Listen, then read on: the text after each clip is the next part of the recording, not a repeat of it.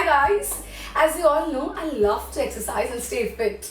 And eating healthy food is a major part of my fitness routine.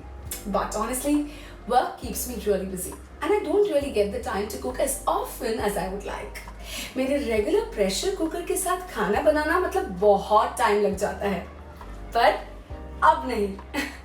All thanks to Geek Robocook. PIC technology से बना हुआ 11-in-1 automatic electric pressure cooker. जी हाँ, जिसमें बस चंद minutes में ही खाना तैयार.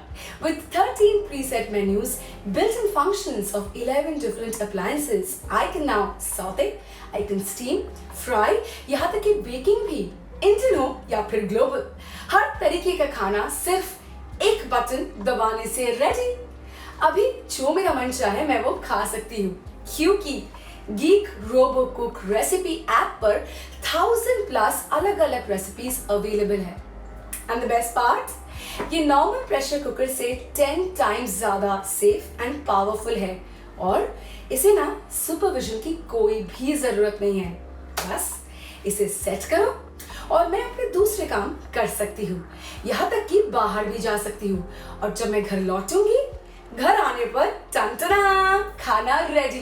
क्योंकि इलेक्ट्रिक प्रेशर कुकर को टाइमर भी होता है. वो अपने आप वार्म मोड पे चला जाता है एक बार खाना is ready. Once the food inside is ready. So no more late and tiring meal preparations. Just a few minutes and great meals are ready for you. Yummylicious. All thanks to Geek Robocook.